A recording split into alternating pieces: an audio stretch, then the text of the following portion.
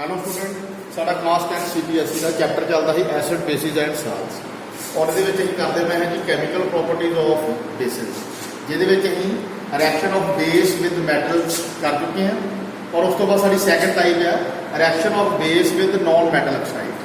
ठीक है जी, इस एक यदि आप बहुत वधिया फैक्टर है कि मैं लिखा वा non metal oxides are acidic in nature. जो नॉन मैटल ऑक्साइड है वो हमेशा एसिडिक नेचर होता है, मीन वो एज ए एसिड वर्क करूँगा। और यदि एग्जाम्पल हैगी जी कार्बन डाइऑक्साइड, मीन जो कार्बन डाइऑक्साइड है that is non metal oxide. और कार्बन डाइऑक्साइड भी बोल सकते हैं it is acidic in nature. Carbon dioxide भी बोल सकते हैं it is acidic in nature. क्यों ये एसिडिक इन नेचर है? क्योंकि as a non metal oxide work करता वा।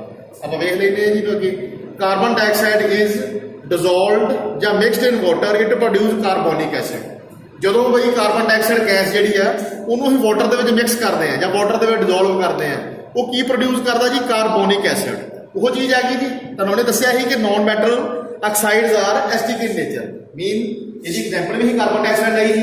ਉਹ ਚੀਜ਼ ਹੈਗੀ ਜਿਹੜਾ ਕਾਰਬਨ ਡਾਈਆਕਸਾਈਡ ਅਗਰ ਉਹਨੂੰ ਵਾਟਰ 'ਚ ਮਿਕਸ ਕਰਦੇ ਆ, ਵਾਟਰ 'ਚ ਡਿਜ਼ੋਲਵ ਕਰਦੇ ਆ, ਉਹ ਸਾਨੂੰ ਕੀ ਪ੍ਰੋਡਿਊਸ ਕਰਕੇ ਦਿੰਦਾ ਵਾ? ਕਾਰਬੋਨਿਕ ਐਸਿਡ। ਔਰ ਕਾਰਬੋਨਿਕ ਐਸਿਡ ਕੀ ਹੈ ਜੀ? एसिडिक इन नेचर है। इस करके जो कार्बन डाइऑक्साइड है ये नॉन मैटल ऑक्साइड है और कार्बन डाइऑक्साइड ही कह सकते हैं it is acidic in nature. उस तो बाद देखो जी यदि एक डेफिनेशन की गल कर लेने base reacts with non metal oxide both base and non metal oxides are neutralize to each other and formed respective salt and water. ये की है जी जो बेस है वो नॉन मैटल ऑक्साइड में रिएक्ट करता वा और both base and non metal oxide की करते हैं न्यूट्रलाइज हो जाते हैं और एक दूसरे न्यूट्रलाइज हो जाते हैं और बेसिक की बना देते हैं कि आफ्टर एक्शन सानू की दे देते हैं? रिस्पेक्टिव साल्ट दे देते हैं, वाटर दे देते हैं। और इतने मैं इदा लिखा वा base react with non metal oxide और they will get salt and water. जो भी बेस और नॉन मैटल ऑक्साइड आपस में रिएक्ट करते हैं और एक दूसरे मिलकर की करते हैं न्यूट्रलाइज हो जाते हैं। कह सकते हैं ਆਪਾਂ ਨੂੰ कह सकते कि वो आयन से वो अपने आपस के न्यूट्रलाइज हो जाते हैं और सानू एक साल्ट दे देंगे और नाल वाटर दे देंगे। एग्जाम्पल के तौर पर ही देखते हैं जी एग्जाम्पल के की लिया वा एग्जाम्पल के साढ़े को है जी सोडियम हाइड्रोक्साइड है और एक किहड़ी फॉर्म के एक्वस फॉर्म के और एक किहदे नाल रिएक्ट करता पाया जी? नॉन मैटल ऑक्साइड नाल रिएक्ट करता पाया। इत्थे कार्बन डाइऑक्साइड का नाम की है जी? कार्बन डाइऑक्साइड का नॉन मैटल ऑक्साइड है। इहदे नाल तुहाडा बेस रिएक्ट करता पाया और सानू आफ्टर एक्शन की मिलता पाया? इहदे विच सोडियम कार्बोनेट मिलता पाया वा। किहड़ी फॉर्म च मिलता पाया जी? एक्वस फॉर्म के और नॉन नाले ते की मिलता पाया जी? सानू वाटर मिलता पाया और ये लिक्विड फॉर्म च मिलता पाया वा। और इत्थे जिहड़ा तुहाडा सोडियम कार्बोनेट है वो एज ए साल्ट बिहेव करूगा और जिहड़ा कार्बन डाइऑक्साइड है ये तुहाडा इत्थे नॉन मैटल ऑक्साइड बिहेव करूगा और सोडियम हाइड्रोक्साइड इत्थे की तुहाडा बेस है। ठीक है जी, सेम इहो चीज़ बन जाऊगी जी ये वाली। उस तो बाद देखो सैकेंड एग्जाम्पल के की है जी बिल्कुल कैल्शियम हाइड्रोक्साइड है जो एक्वस फॉर्म के है वो किहदे नाल रिएक्ट करता पाया जी? कार्बन डाइऑक्साइड नाल। और आफ्टर एक्शन सानू की मिलता पाया? कैल्शियम कार्बोनेट मिलता पाया जो इत्थे एज ए साल्ट बिहेव करता पाया और एक किहड़ी फॉर्म च मिलता पाया जी? सॉल्ट फॉर्म के और नाल इत्थे सानू वाटर मिलता पाया वाटर सानू लिक्विड फॉर्म के मिलता पाया। इत्थे भी जिहड़ा तुहाडा कार्बन डाइऑक्साइड है वो as a non metal oxide behave करता पाया और जो कैल्शियम हाइड्रोक्साइड है ये तुहाडा बेस है। सेम ये वाला ये वाली चीज़ इतने फॉलो होती पई है। ठीक है जी, उस तो बाद है जी न्यूट्रलाइजेशन रिएक्शन और न्यूट्रलाइजेशन रिएक्शन की पहले आप डेफिनेशन की गल कर लीए। An acid neutralize a base when they react with each other and form respective salt and water. ये की है जी कोई एक एसिड है वो बेस के नाल रिएक्ट करता वा और बेस को न्यूट्रलाइज कर देता वा और उस तो बाद की है जी वो सानू आफ्टर एक्शन की दे देता वा? आफ्टर एक्शन सानू साल्ट दे देता और वाटर दे देता वा।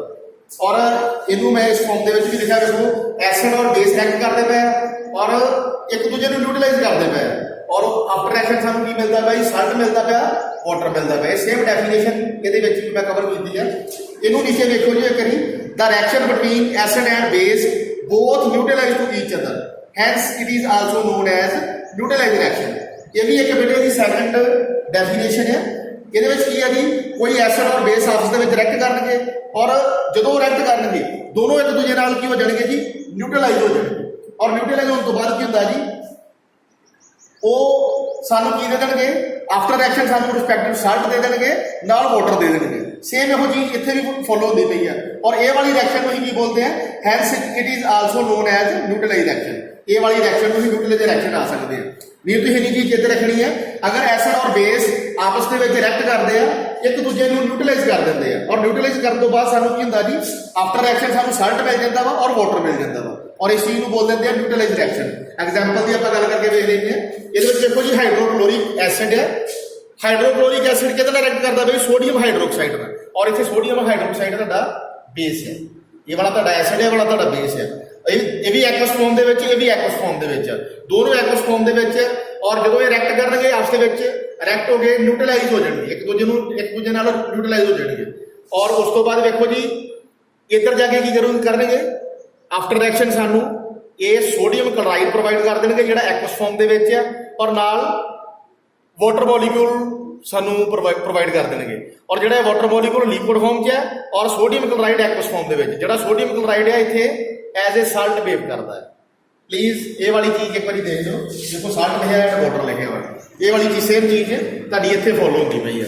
ਉਸ ਤੋਂ ਬਾਅਦ ਦੇਖੋ ਜੀ ਸੈਕੰਡ ਐਗਜ਼ਾਮਪਲ ਹੈ। ਸੈਕੰਡ ਐਗਜ਼ਾਮਪਲ ਦੇ ਵਿੱਚ ਕੀ ਹੈ ਜੀ, 2 ਮੋਲੀਕਿਊਲ ਆਫ ਹਾਈਡਰੋਕਲੋਰਿਕ ਐਸਿਡ ਹੈ ਔਰ ਐਕਵਸ ਫਾਰਮ ਦੇ ਵਿੱਚ ਹੈ। ਇਹ ਕਿਹਦੇ ਨਾਲ ਰਿਐਕਟ ਕਰਦਾ ਪਿਆ ਜੀ, ਕੈਲਸ਼ੀਅਮ ਹਾਈਡਰੋਕਸਾਈਡ ਦੇ ਨਾਲ। ਔਰ ਕੈਲਸ਼ੀਅਮ ਹਾਈਡਰੋਕਸਾਈਡ ਵੀ ਇੱਥੇ ਤੁਹਾਡਾ ਕੀ ਹੈ, ਐਕਵਸ ਫਾਰਮ ਦੇ ਵਿੱਚ ਹੈ। ਔਰ ਜਿਹੜਾ ਇਹ ਕੈਲਸ਼ੀਅਮ ਹਾਈਡਰੋਕਸਾਈਡ ਹੈ ਇਹ ਇੱਥੇ ਐਜ਼ ਏ ਬੇਸ ਬਿਹੇਵ ਕਰਦਾ ਪਿਆ ਵਾ।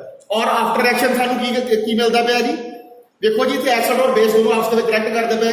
ਮੀਨ 2 molecule of hydrochloric acid and calcium hydroxide ਦੋਨੋਂ ਆਪਸ ਦੇ ਵਿੱਚ ਰਿਐਕਟ ਕਰਦੇ ਪਏ। ਮੀਨ ਐਸਿਡ ਔਰ ਬੇਸ ਦੋਨੋਂ ਰਿਐਕਟ ਕਰਦੇ ਪਏ।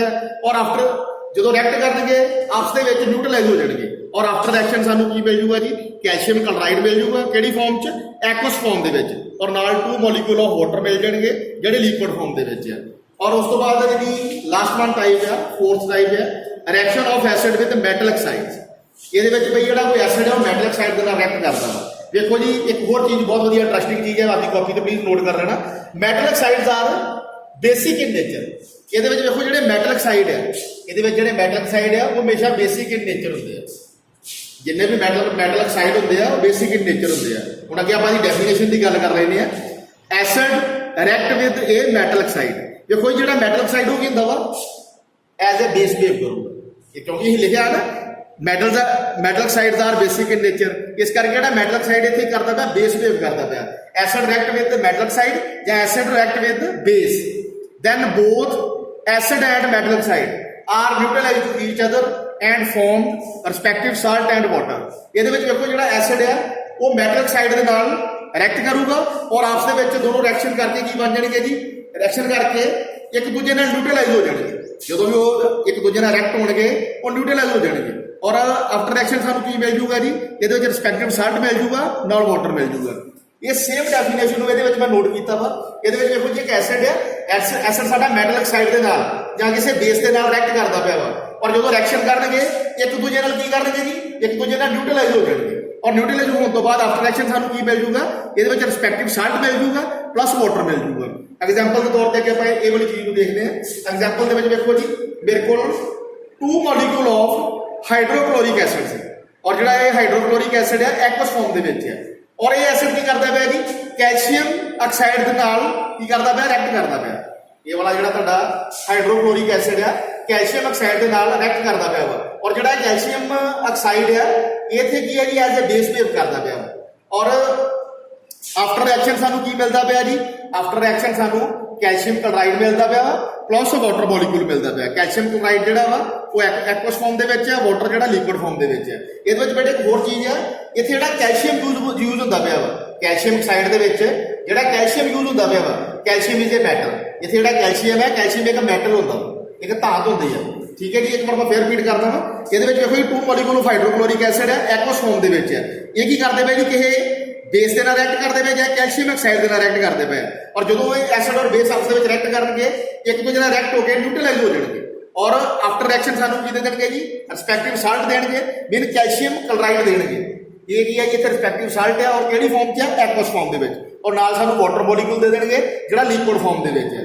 ਨੈਕਸਟ ਆਪਾਂ ਸੈਕੰਡ ਐਗਜ਼ਾਮਪਲ ਦੀ ਗੱਲ ਕਰਦੇ ਹਾਂ ਜੀ। ਇਹਦੇ ਵਿੱਚ ਦੇਖੋ ਜੀ ਸਲਫਿਊਰਿਕ ਐਸਿਡ ਹੈ ਔਰ ਸਲਫਿਊਰਿਕ ਐਸਿਡ ਕਿਹੜੀ ਫਾਰਮ ਦੇ ਵਿੱਚ ਹੈ, ਐਕਵਸ ਫਾਰਮ ਦੇ ਵਿੱਚ। ਔਰ ਇੱਥੇ ਕੀ ਕਰਦਾ ਪਿਆ ਜੀ, ਜ਼ਿੰਕ ਆਕਸਾਈਡ ਦੇ ਨਾਲ ਜ਼ਿੰਕ ਆਕਸਾਈਡ ਦੇ ਨਾਲ ਰਿਐਕਟ ਕਰਦਾ ਪਿਆ ਵਾ ਔਰ ਜਿਹੜਾ ਜ਼ਿੰਕ ਆਕਸਾਈਡ ਉਹ ਕੀ ਹੈ ਜੀ ਤੁਹਾਡਾ ਇੱਥੇ ਬੇਸ ਆ ਔਰ ਦੇਖੋ ਜਦੋਂ ਐਸਿਡ ਔਰ ਬੇਸ ਆਪਸ ਦੇ ਵਿੱਚ ਰਿਐਕਟ ਕਰਦੇ ਪਏ ਆ ਜਦੋਂ ਇਹ ਆਪਸ ਦੇ ਵਿੱਚ ਰਿਐਕਸ਼ਨ ਕਰਨਗੇ ਇੱਕ ਦੂਜੇ ਨਾਲ ਮਿਲ ਕੇ ਇੱਕ ਦੂਜੇ ਨਾਲ ਰਿਐਕਟ ਹੋ ਕੇ ਨਿਊਟਰਲਾਈਜ਼ ਹੋ ਜਾਂਦੇ ਆ ਔਰ ਆਫਟਰ ਰਿਐਕਸ਼ਨ ਸਾਨੂੰ ਇਹ ਜ਼ਿੰਕ ਕਲੋਰਾਈਡ ਦੇ ਦੇਣਗੇ ਔਰ ਜਿਹੜਾ ਜ਼ਿੰਕ ਕਲੋਰਾਈਡ ਆ ਇੱਥੇ ਕੀ ਹੈ ਜੀ ਐਜ਼ ਅ ਸਾਲਟ ਬਿਹੇਵ ਕਰਦਾ ਪਿਆ ਵਾ ਔਰ ਇਹ ਕਿਹੜੀ ਫਾਰਮ ਦੇ ਵਿੱਚ ਆ ਐਕਵਸ ਫਾਰਮ ਦੇ ਵਿੱਚ ਆ ਔਰ ਪਲੱਸ ਸਾਨੂੰ ਨਾਲ ਇਹਦੇ ਵਾਟਰ ਮੋਲੀਕੂਲ ਮਿਲ ਜਾਂਦਾ ਵਾ ਜਿਹੜਾ ਕਿਹੜੀ ਫਾਰਮ ਦਾ ਜੀ ਲਿਕੁਇਡ ਫਾਰਮ ਦੇ ਵਿੱਚ ਆ ਇੱਕ ਹੋਰ ਬੜੇ ਦੇ ਵਿੱਚ ਚੀਜ਼ ਆ ਜਿਹੜਾ ਜ਼ਿੰਕ ਆਕਸਾਈਡ ਦੇ ਵਿੱਚ ਜ਼ਿੰਕ ਹੈ ਇਹ ਵਾਲਾ ਜਿਹੜਾ ਜ਼ਿੰਕ ਆ ਇਹ ਵੀ ਕੀ ਹੈ ਜੀ zinc is a metal zinc ਵੀ ਇੱਕ ਧਾਤ ਹੈ ਜੀ ਇਹਦੇ ਵਿੱਚ ਕਿਹੜੀ ਸਲਫਿਊਰਿਕ ਐਸਿਡ ਜਿਹੜਾ ਵਾ ਇਹ ਬੇਸ ਦੇ ਨਾਲ ਰਿਐਕਟ ਕਰਦਾ ਪਿਆ ਮੀਨਸ ਜ਼ਿੰਕ ਆਕਸਾਈਡ ਨਾਲ ਰਿਐਕਟ ਕਰਦਾ ਪਿਆ ਵਾ ਔਰ ਜਦੋਂ ਦੋਨੋਂ ਐਸਿਡ ਔਰ ਬੇਸ ਆਪਸ ਦੇ ਵਿੱਚ ਰਿਐਕਟ ਕਰਦੇ ਆ ਔਰ ਇੱਕ ਦੂਜੇ ਨਾਲ ਰਿਐਕਸ਼ਨ ਕਰਕੇ ਨਿਊਟਰਲਾਈਜ਼ ਹੋ ਜਾਂਦੇ ਆ ਔਰ ਆਫਟਰ ਰਿਐਕਸ਼ਨ ਸਾਨੂੰ ਜ਼ਿੰਕ ਕਲੋਰਾਈਡ ਪ੍ਰੋਵਾਈਡ ਕਰ ਦਿੰਦਾ ਜਿਹੜਾ ਕਿ ਸਾਲਟ ਆ ਔਰ ਐਕਵਸ ਫਾਰਮ ਦੇ ਵਿੱਚ ਔਰ ਉਸ ਤੋਂ ਬਾਅਦ ਜਿਹੜਾ ਨਾਲ ਸਾਨੂੰ ਇੱਕ ਵਾਟਰ ਮੋਲੀਕੂਲ ਦੇ ਦਿੱਤਾ ਜਿਹੜਾ ਲਿਕੁਇਡ ਫਾਰਮ ਦੇ ਵਿੱਚ ਆ ਔਰ ਉਹਦੇ ਨਾਲ ਹੀ ਇਹ ਵਾਲੀਆਂ ਤੁਹਾਡੀਆਂ ਰਿਐਕਸ਼ਨਸ ਖਤਮ ਹੋ ਗਈਆਂ ਥੈਂਕ ਯੂ